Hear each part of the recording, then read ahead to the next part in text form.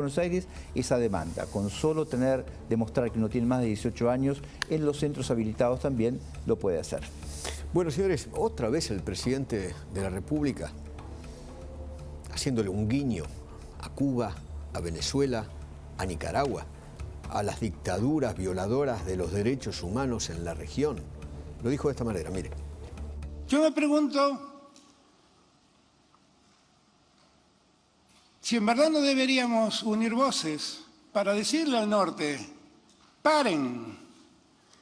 En nuestro continente tenemos un país que lleva 6 décadas bloqueado económicamente y sobrevive como puede.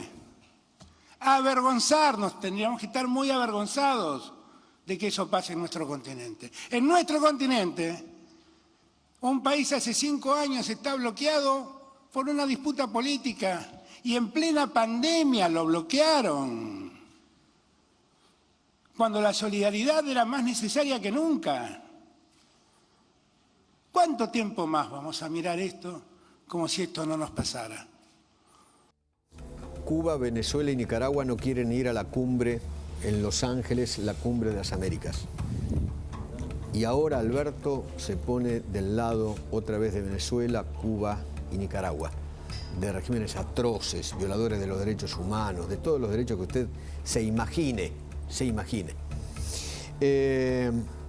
Está Diego Laje en Estados Unidos, en Washington. Diego, ¿qué tal? ¿Cómo va?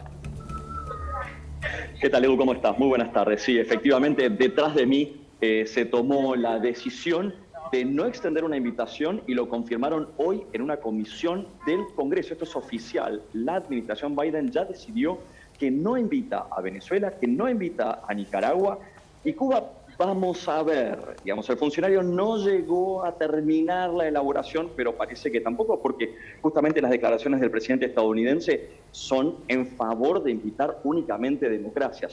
A esto se le agregó la presencia española. España va a estar invitada también, anunció Estados Unidos hoy.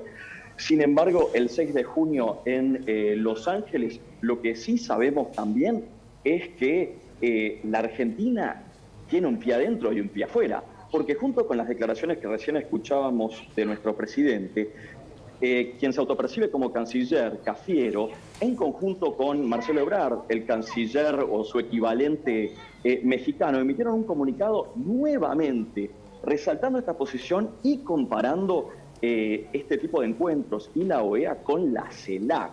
Justamente la CELAC como un foro donde todas estas dictaduras tienen un espacio, se les da una cabida, tienen una voz y tienen una entidad que no tendrían en otros lugares. Por otro lado, la administración Biden también deslizó hoy que estaría invitando a otras entidades. ¿Qué abre la puerta a esto? Aclara que no necesariamente van a estar Venezuela, Nicaragua y otras dictaduras, sino que además podrían estar entidades vinculadas con la oposición, o mejor dicho, con las libertades en esas dictaduras. Así que en este contexto no se descarta absolutamente nada. Hay que ver finalmente cómo queda el esquema de invitaciones y finalmente quiénes son los actores extragubernamentales o fuera de estas dictaduras que también van a tener la palabra desde el 6 de junio aquí en California, en la otra costa de este país. Gracias, Diego, querido. Elisa Trotagamus es la embajadora de Venezuela en la Argentina, del gobierno de Guaidó. ¿Qué tal, embajadora? ¿Cómo le va? Buenas tardes, Eduardo. Buenas tardes para todo tu equipo. Me gustaría una opinión suya acerca de lo que acaba de escuchar del presidente Alberto Fernández.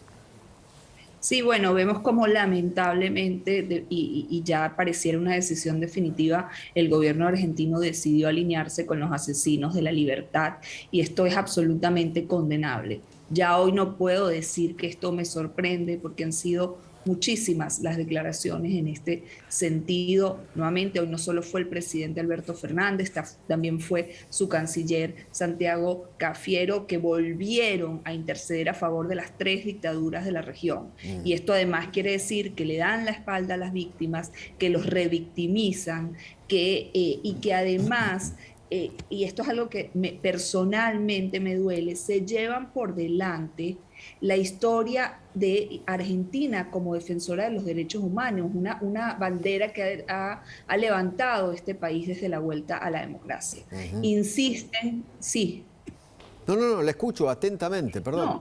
insisten en un bloqueo que no existe, que solo existe para la narrativa del régimen de Venezuela, con lo cual además entonces se convierten en parte del aparato propagandístico de Maduro, que nada más existe para los aliados autocráticos de Maduro, como son Rusia, como son Irán, como es Corea del Norte, por solo citar 3 ejemplos, y no entienden que en Venezuela lo que hay realmente es una dictadura. Y solo por citar algunos ejemplos, Eduardo, creo que es importante destacar, en Venezuela no hay bloqueo porque Maduro acaba de condonar la deuda a San Vicente y Granadinas por $70 millones. Acaba de reducir un 50% la deuda a otros 4 países del Caribe. Envía todos los días más de 70.000 barriles de petróleo a Cuba y hace poco le mandó 230 contenedores con comida, mientras en Venezuela 8 de cada 10 personas están bajo la línea de la pobreza. Es falso y lo que dice el presidente Alberto Fernández, lo del bloqueo cubano. Es falso. Es totalmente falso. Y esto lo sabe muy bien el presidente, porque además esto ha sido denunciado en distintos foros internacionales, en donde participa Argentina, incluso en el Consejo de Derechos Humanos que actualmente preside Argentina. Entonces yo me pregunto, que los venezolanos mueran de hambre y no tengan medicinas, no le importa al presidente Alberto Fernández. Él no entiende que esto es una decisión de quienes hoy pretenden ocupar y perpetuarse en el poder en Venezuela. Y además algo que nos llama profundamente la atención es los términos en los que se refiere el presidente Alberto Fernández y todos quienes están en su espacio político. Pareciera que estamos transitando los años 70 hablando del norte.